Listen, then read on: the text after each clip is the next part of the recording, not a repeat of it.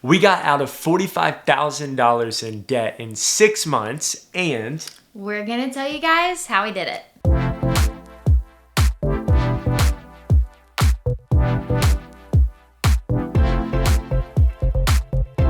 When we first got married, we were pretty broke. When we would walk by the pond, the ducks would throw bread at us.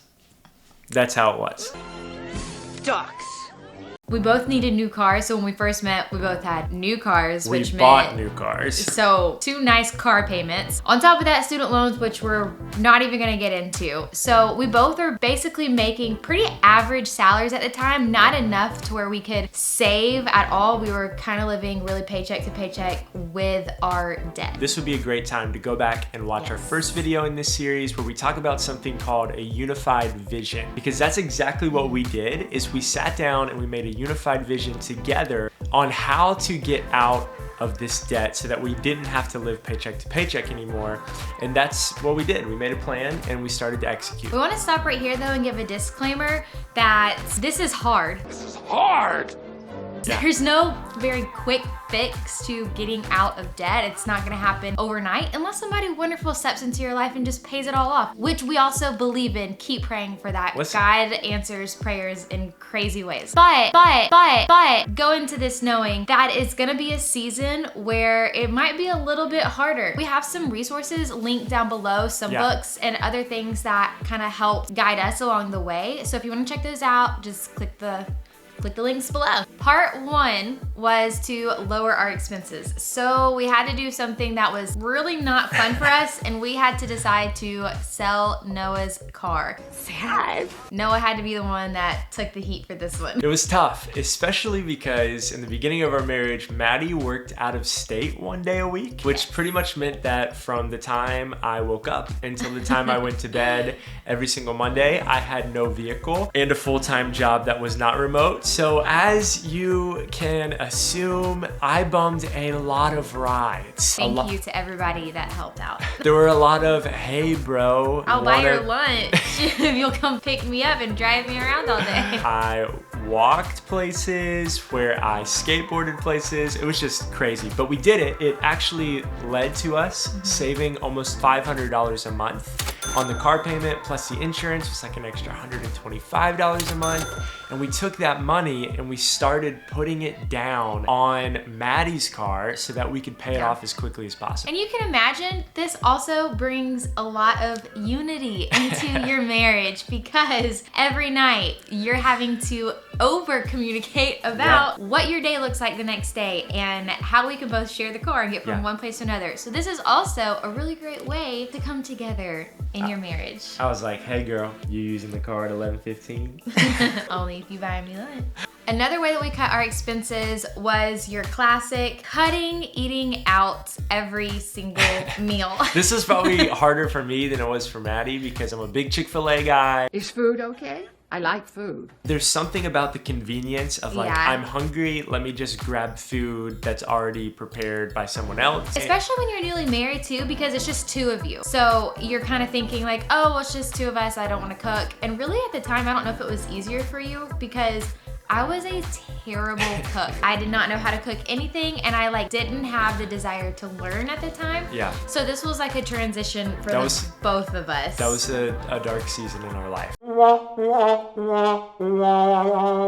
And learning like what foods taste good as leftovers and which foods do not taste good as leftovers. Yeah. So we started learning to cook. We started trying to make sure that 90% of our meals, maybe even 95% of our meals were at home. We were packing lunches. We were doing everything we could to save any extra money that we could. After we cut our expenses, which is a great thing to do, we started focusing on how can we increase the money that's coming in every month. A lot of people only focus on the getting rid of expenses part, and they don't ever focus on, is there something we could be doing that increases the money that's coming in every month? Which I know that that's a lot easier said than done. Sometimes you can't. You don't have the time, jobs. It just depends on your time. So you really have to sit down and have these hard conversations on what you do, because you also don't want to live a completely miserable life. And you look miserable. Terrible, terrible. You don't want to be waking up from 6 a.m. and only seeing each other when you get home at like 10 Yeah. p.m. With that being said, what we did, I actually started my own business. I started selling clothes. Out of our spare bedroom. Out of our spare bedroom, I did Noah and I did everything. Noah had to do photo shoots and stuff, but I did everything on my own because obviously couldn't afford to pay anybody. There were a lot of times when I wasn't just doing photo shoots. I remember several times staying up till 2, 3 o'clock in the morning, packing clothes. It was a grind. It was a hustle. Yeah. But like Maddie said at the beginning of this video, we knew that for a season, it was gonna be probably pretty hard, which it was, but it was gonna be worth it. And we grinded really hard for about 6, 7 months there. On top of Maddie's business, I started figuring out ways to make more income through speaking and trying to just sell whatever we could find around the house that maybe we weren't using, or kind of the rule that we made was if it's a pair of clothes or shoes that we haven't worn in the last 9 months, then it's getting sold. And we made so much money by just walking around the house and asking ourselves, are we using this? You do step into a marriage a lot of times bringing in unnecessary things. Sometimes you both have the same thing. You don't need as much furniture as you thought you needed. Next, I want to talk about how we paid off our debt, because a lot of people don't know where to start. It's so confusing what to pay off first. But we were super strategic on what we wanted to pay off first and where we wanted to go from there. But I'm gonna let Noah talk more about it because he's really the mastermind behind all of this, and I've just had the capability of now learning from him. So we borrowed a debt pay down principle from a guy named Dave Ramsey called the debt snowball principle. Snowball. We like Dave Ramsey a lot. We don't follow everything that Dave Ramsey does. We think that it's really good for some people and not as good for others. So take that with a grain of salt. Don't just like hear us and be like, they're Dave Ramsey people or they're whatever. Not Dave Ramsey or they're people. not Dave Ramsey people. We think Dave's a great guy and has helped a ton of people. But we like his debt pay down principle. And basically what he advises is he says, pay the thing off that has the highest interest rate and then go down from there. So if you have 3 or 4 different places that you owe money, make a list of which place has the highest debt all the way to the lowest debt and start paying off the thing that has the highest percentage of interest first, because it's gonna save you the most money in the long run. Our list started with credit cards because typically those have super high interest rates, like 17, maybe even 25, 30% interest. And so lucky for us, our credit card was also a smaller number of debt. So we were able to knock that out pretty quickly. We went from there to the car loan. I think the percent loan on our car loan was like 6.5 or 7%. We started paying that off. As you get going, what you do is like the money that you were paying off credit card with, now you have that extra money every month that you don't owe, and you stack it onto what you're already paying on your car note or whatever. So you're actually going above and beyond the payment. The numbers are getting smaller and smaller and smaller. That's why it's called